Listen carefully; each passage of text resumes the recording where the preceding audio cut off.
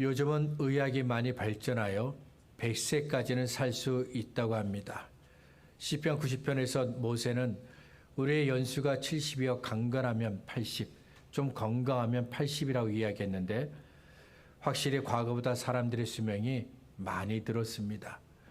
만일 하나님께서 저와 여러분에게 얘야 너 몇 살까지 살고 싶니? 이렇게 물으시면 어떻게 대답하시겠습니까? 저는 하나님께 하나님 저는 100살이 넘어서까지 살고 싶습니다. 이렇게 대답할 겁니다. 지금까지 제 시간을 돌아볼 때 저는 만족스럽지가 않습니다. 예수님을 믿은 이후에 많은 변화가 있었지만 성경에서 만날 수 있는 그 믿음의 사람들과 비교해 보면 너무도 부족합니다. 그들과 비교가 안 됩니다. 그래서 남은 시간은 모두 하나님을 위해서 살고 싶은 열망이 있습니다. 그래서 지금까지 살아온 시간보다 더 긴 시간을 살고 싶다고 대답하고 싶습니다. 그리고 또한 저는 지금이라도 당장 주님께서 계신 천국에 가고 싶다는 간절함이 있습니다. 100살이 넘어 장수를 하면서 많은 것들을 누리고 많은 것들을 보면 그것도 또한 제게는 좋은 일입니다. 하지만 세상에 가득한 죄악 때문이라도 저는 더 빨리 천국에 가고 싶습니다. 당장 오늘 밤이라도 아니 지금 이 시간에도 당장 가고 싶습니다.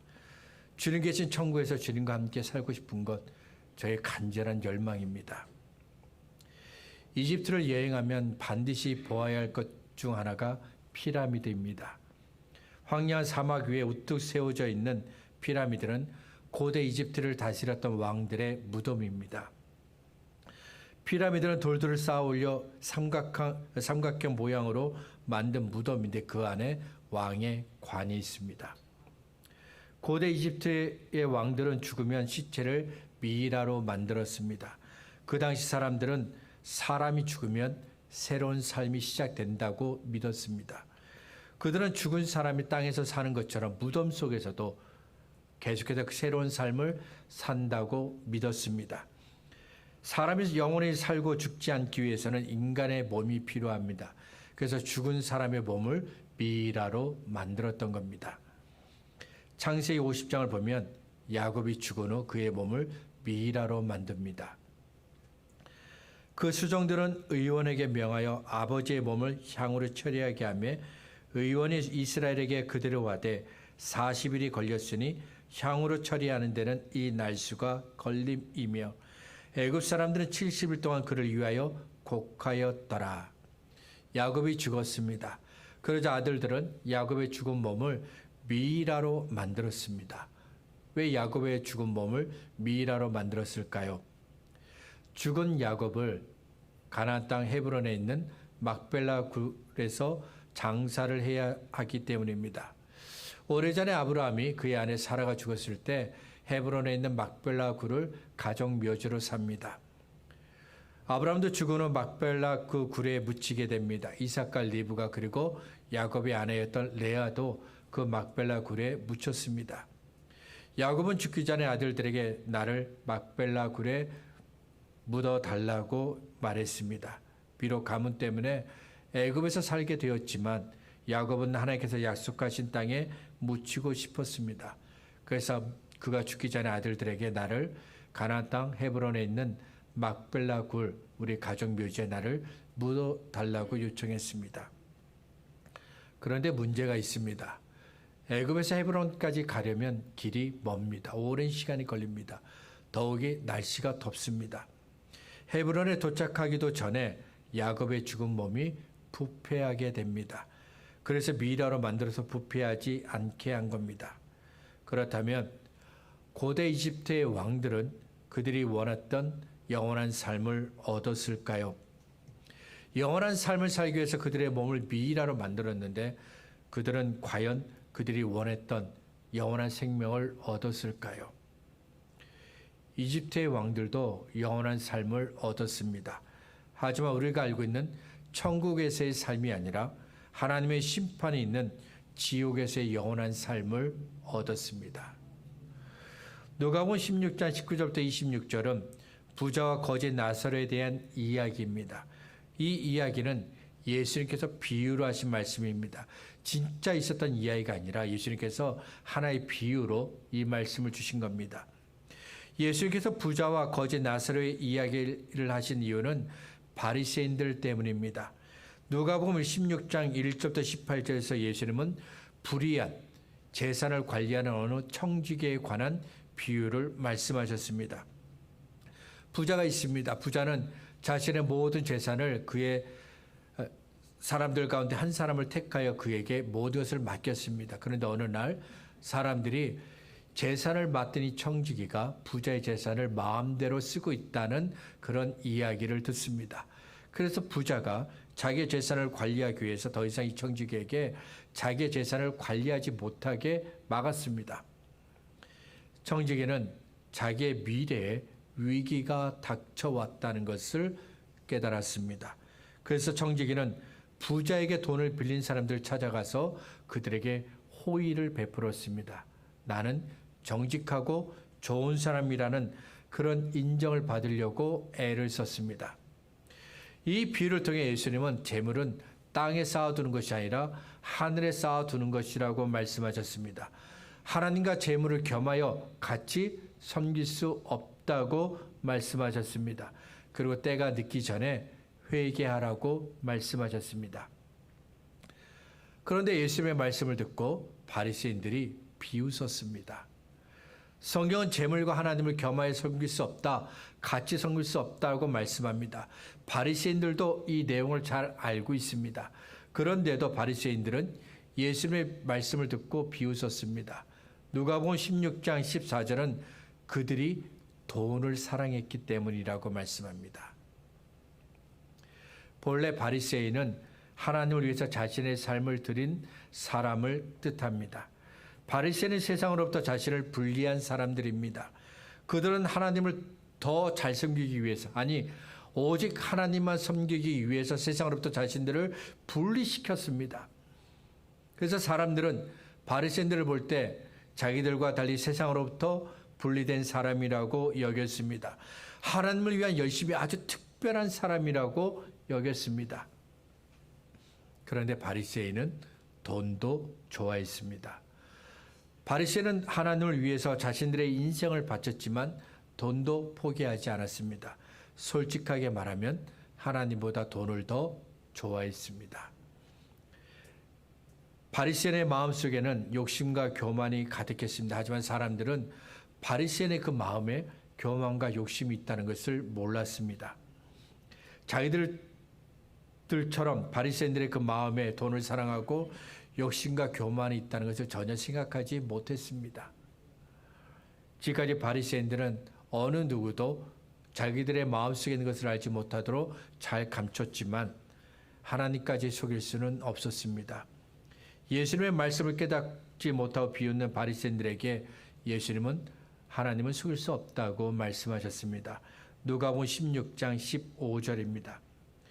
너희는 사람 앞에서 스스로 옳다 하는 자들이나 너희 마음을 하나님께서 아시나니 사람 중에 높임을 받는 그것은 하나님 앞에 미움을 받는 것이니라.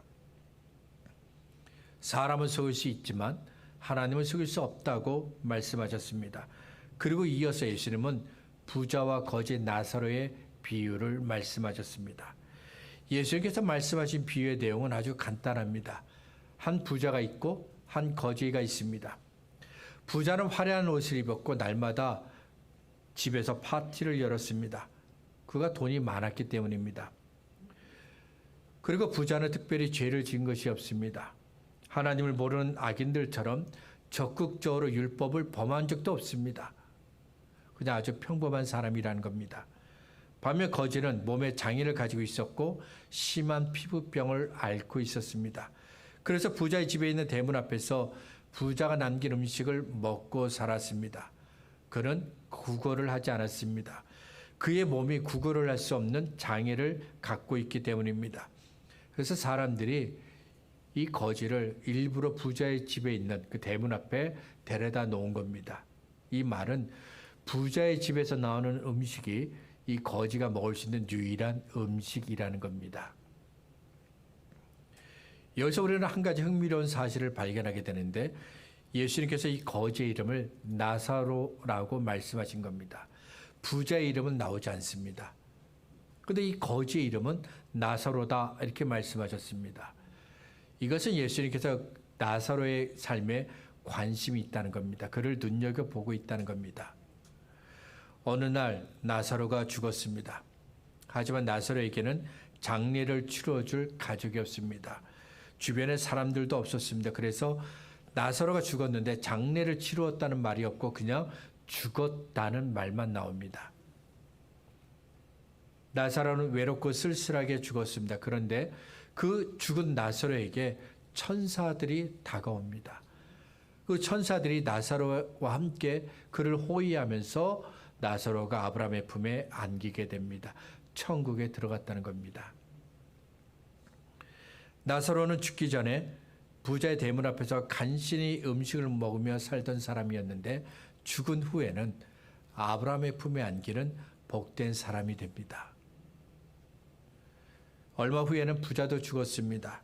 거지와 비교할 때 부자는 제대로 장례를 치루었습니다. 그런데 장사까지 지낸 부자가 간 곳은 영원한 지옥이었습니다. 23절과 24절은 부자가 들어간 지옥에는 고통만 있고 물이 없다고 말씀합니다. 그곳에서 부자는 꺼지지 않는 불꽃 가운데서 괴로워하고 있습니다. 죽기 전의 생활과 너무 다릅니다. 25절을 보면 아브라함이 이 부자를 가리켜 예, 아들 이렇게 부릅니다. 여기서 예라는 말은 아들이란 말입니다. 부모가 자녀를 부르는 것처럼 친근하게 아브라함이 예, 아들 이렇게 불렀습니다. 아브라함이 부자를 예, 아들이라고 부른 것은 자신의 자손이기 때문입니다. 혈통적으로 보면 이 부자는 아브라함의 자손입니다. 그래서 족보를 거슬러 올라가면 아브라함이 있습니다. 그렇지만 부자는 죽어서 그의 조상인 아브라함의 품이 아니라 지옥으로 갑니다. 왜냐하면 그가 이미 살았을 때 좋은 것들을 다 받아 누렸기 때문입니다. 25절입니다. 아브라함이 이르되 이에 너는 살았을 때 좋은 것을 받았고 나사로는 고난을 받았으니 이것을 기억하라. 이제 그는 여기서 위로를 받고 너는 괴로움을 받느니라. 부자는 가진 것은 많았지만 미래를 준비하지 않았고 그냥 지금만 즐기며 살았다는 겁니다. 부자와 나사로 두 사람은 죽은 후에 영원한 삶을 사는 곳으로 들어갔습니다. 두 사람 모두 영원한 삶을 사는 곳으로 들어갔지만 그 장소가 다릅니다. 부자는 영원한 고통과 심판이 있는 지옥으로 들어갔습니다. 나사로는 영원한 생명과 평안과 기쁨과 축복이 있는 천국으로 들어갔습니다. 부자와 거지 나사로의 그 비유를 통해 예수님은 돈과 하나님을 겸하여 같이 섬길 수 없다며 돈을 사랑하는 바리새인들의 위선을 책망하셨습니다. 예수님께서 불의한 재산을 맡았던 그 청지기의 그 비유에서 말씀하신 것처럼 예수님은 바리새인들에게 너의 미래를 준비하라고 경고하셨습니다. 예수님께서 말씀하신 대로 바리새인들은 지금 나의 미래를 준비해야 합니다. 바리새인일지라도 지금 자신의 미래를 준비하지 않으면 죽은 후에 그들이 간절히 원하는 아브라함의 품에 들어갈 수 없습니다. 예수님께서 말씀하신 대로 지금 미래를 준비하지 않으면 바리새인일지라도 부자가 들어간 영원한 고통과 불이 있는 지옥으로 가게 될 것입니다. 예수님께서 말씀하신 부자와 거지 나사로의 비유를 통해 우리는 세 가지를 깨닫게 됩니다. 이것은 예수님께서 우리에게 말씀하신 사실인데 첫 번째 사실은 이 세상에서의 삶이 끝이 아니라는 겁니다. 두 번째는 죽음 이후에는 영원한 삶이 있다는 겁니다. 세 번째는 죽음 이후의 영원한 삶은 바로 지금, 그때가 아니라 바로 지금 준비해야 한다는 겁니다. 예수님께서 복음을 전하실 때 제일 먼저 하신 말씀이 있습니다. 회개하라, 천국이 가까이 왔느니라. 마태복음 4장 12절부터 17절입니다. 예수께서 요한이 잡혔음을 들으시고 갈릴리로 물러가셨다가 나사렛을 떠나 스불론과 납달리 지경 해변에 있는 가버나움에 가서 사시니 이는 선지자 이사야를 통하여 하신 말씀을 이루려 하심이라. 일러스되 스불론 땅과 납달리 땅과 요단강 저편 해변 길과 이방의 갈릴리여, 흑암에 앉은 백성이 큰 빛을 보았고 사망의 땅과 그늘에 앉은 자들에게 빛이 비치었도다 하였느니라. 이때부터 예수께서 비로소 전파하여 이르시되 회개하라, 천국이 가까이 왔느니라 하시더라. 예수께서 천국을 말씀하셨습니다. 천국은 어떤 곳입니까? 천국은 하나님께서 다스리시는 곳입니다. 또한 천국은 하나님께서 하나님의 백성들과 함께 거하시는 곳, 그것이 바로 천국입니다. 그러면 천국에는 어떻게 들어갈 수 있을까요? 예수님을 믿으면 천국에 들어갑니다. 예수님께서 천국을 우리에게 말씀하셨습니다. 이것은 우리에게 중요한 한 가지 사실을 알려주는 겁니다. 이 세상의 삶이 전부가 아니라는 겁니다. 만일 우리가 지금 살고 있는 이 세상이 전부라면 예수는 우리에게 천국을 말씀하지 않으셨을 겁니다. 천국이 있기 때문에 예수께서 저와 여러분에게 천국을 말씀하신 겁니다. 고린도 교회 보낸 편지에서 바울이 했던 말이 있습니다. 만일 그리스도 안에서 우리가 바라는 것이 다만 이 세상의 삶뿐이면 모든 사람 가운데 우리가 더욱 불쌍한 자이리라. 바울 당시 성도들은 예수님을 믿는다는 이유로 많은 것을 포기했습니다. 사람들의 미움을 받았습니다. 조롱을 받았습니다. 분노의 대상이 되었고 가진 것을 빼앗겼고 일터에서 쫓겨났습니다. 죄인이 되어 감옥에 갇혔습니다. 십자가에 매달려 죽었고 많은 사람들 앞에서 사자와 같은 맹수의 먹이가 되었습니다. 전문적으로 싸우는 검투사들의 상대가 되어 죽었습니다. 로마 군인이 던지는 활과 창의 표적이 되어 죽어갔습니다. 그런데도 성도들은 예수님을 믿었습니다. 나는 더 이상 예수를 믿지 않겠습니다. 이 한마디만 하면 됩니다. 그러면 더 이상 핍박은 없습니다. 가진 것을 빼앗기지 않게 됩니다. 사람들과 좋은 관계를 맺을 수 있고 죽지 않게 됩니다. 그런데 왜 성도들은 믿음을 포기하지 않았을까요? 예수님만 부인하면 고통과 핍박에서 벗어날 수 있습니다. 그런데 왜 성도들은 예수님을 부인하지 않았을까요? 이 세상의 삶으로 끝나는 것이 아니라는 것을 그들이 알았기 때문입니다. 예수께서 천국과 부활을 말씀하셨습니다. 이것은 우리의 삶이 이 땅에서 끝나는 것이 아니라는 것을 의미합니다. 성도들은 예수께서 말씀하신 천국과 부활을 믿었습니다. 이 세상의 삶이 아닌 영원한 삶을 위해 지금을 그들은 살았습니다. 그래서 핍박이라는 엄청난 고통을 견디고 마침내는 이길 수 있었던 겁니다. 욥이 당했던 고난을 한번 생각해 보시기 바랍니다. 사탄은 하나님을 섬기는 욥이 싫었습니다. 그래서 하나님의 허락을 받아 욥이 가진 모든 재산을 다 빼앗았습니다. 같은 시간, 같은 장소에서 욥의 모든 자녀를 죽였습니다. 욥의 몸에 심한 종기를 생기게 해서 괴롭게 했습니다. 마지막에는 새 친구를 보내서 욥을 계속해서 괴롭혔습니다. 그때 욥은 정말 고통스러운 시간을 보냈습니다. 얼마나 힘들었는지 욥이 자기가 태어난 날을 저주합니다. 내가 태어나지만 않았더라면 이런 고통을 당하지 않을 텐데. 그런데도 욥은 하나님을 향한 믿음을 포기하지 않습니다. 이 세상의 삶으로 끝나는 것이 아니라는 것을 그가 알았기 때문입니다. 죽음 이후 영원한 삶이 있다는 것을 그가 알고 있기 때문입니다. 욥기 19장 25절과 26절입니다. 내가 알기에는 나의 대속자가 살아계시니 마침내 그가 땅 위에 서실 것이라. 내 가족이 벗김을 당한 뒤에도 내가 육체 밖에서 하나님을 보리라. 어떤 사람이 예수님께 와서 도움을 요청했습니다. 아버지가 돌아가셨습니다. 그런데 형이 유산을 자기에게 나눠주지 않는 겁니다. 그래서 예수님께 좀 도와달라고 했는데 예수님께서 그에게 탐심을 버리라, 욕심을 버리라고 말씀하셨습니다. 누가복음 12장 15절입니다. 그들에게 이르되 삼가 모든 탐심을 물리치라. 사람의 생명이 그 소유에 넉넉한 데 있지 아니하리라 하시고. 탐심은 뭔가를 더 가지려는 마음입니다. 예수님은 탐심이 우리에게 얼마나 해가 되는지를 말씀하셨는데 사람의 생명과 우리가 가진 하나밖에 없는 생명과 연결하여 말씀하셨습니다.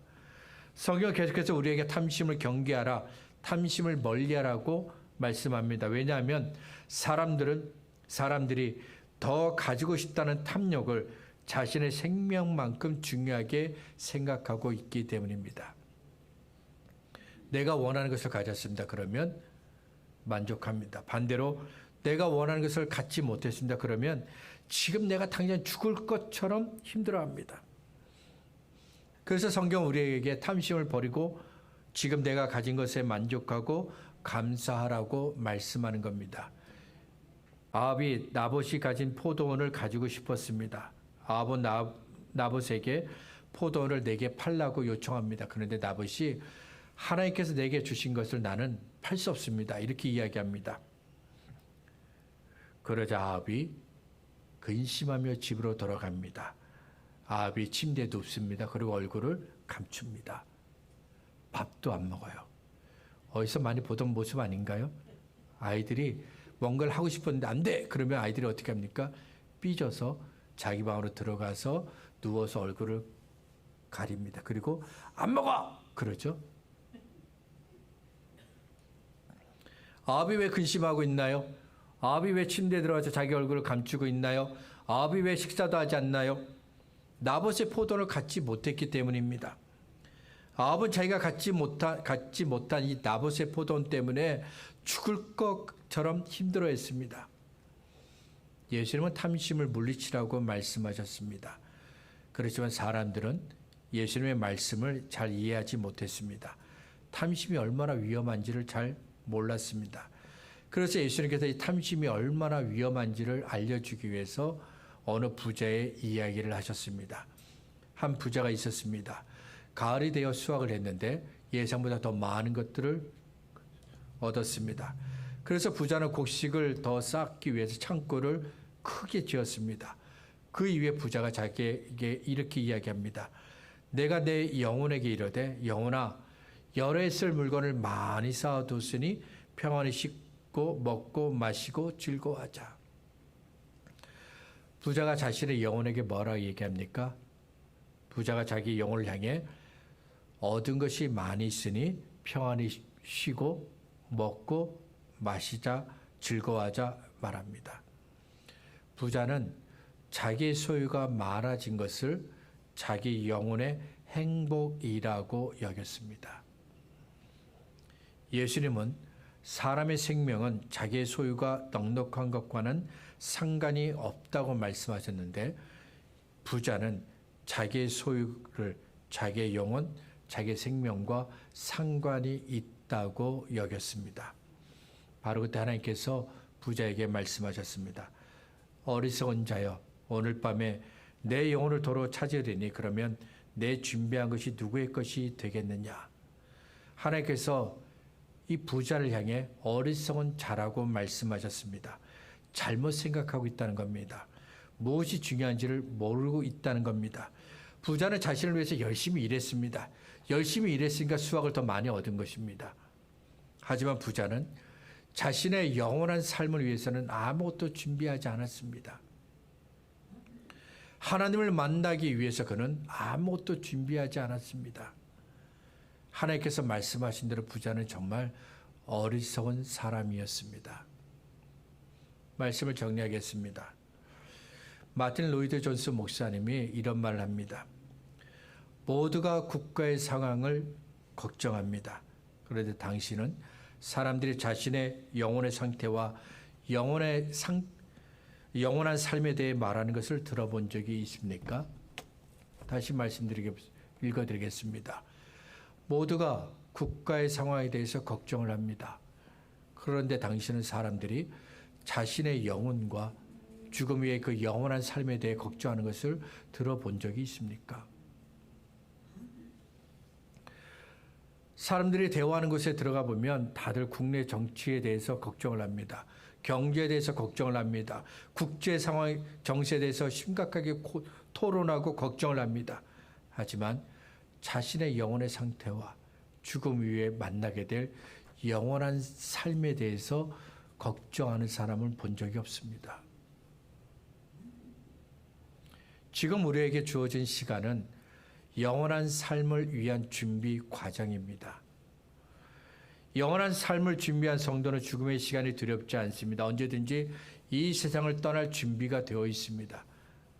하지만 영원한 삶을 준비하지 않은 사람은 이 세상에 있는 것들에서 손을 놓을 수가 없습니다. 죽음의 시간이 두렵습니다. 영원한 지옥의 문으로 들어가는 것이 두렵습니다. 그리고 더 오랫동안 이 땅에서 살기 위해서 애를 씁니다. 성경은 저와 여러분에게 이 세상의 삶으로 끝나지 않는다고 말씀합니다. 그러면 우리는 어떻게 살아야 할까요? 저는 계속해서 이 질문을 제 자신에게 던집니다. 그리고 대답을 해봅니다. 저와 여러분은 영원한 삶을 살 준비가 되어 있습니까? 아직 준비가 되지 않았다면 지금부터 영원한 삶을 준비하시기 바랍니다. 예수님을 믿으시기 바랍니다. 예수님과 동행하시기 바랍니다. 예수님의 뜻대로 사시기 바랍니다. 그래서 죽음을 두려워하지 않고 하나님과 함께 영원히 사는 저와 여러분이 되시기를 주의 이름으로 축복합니다.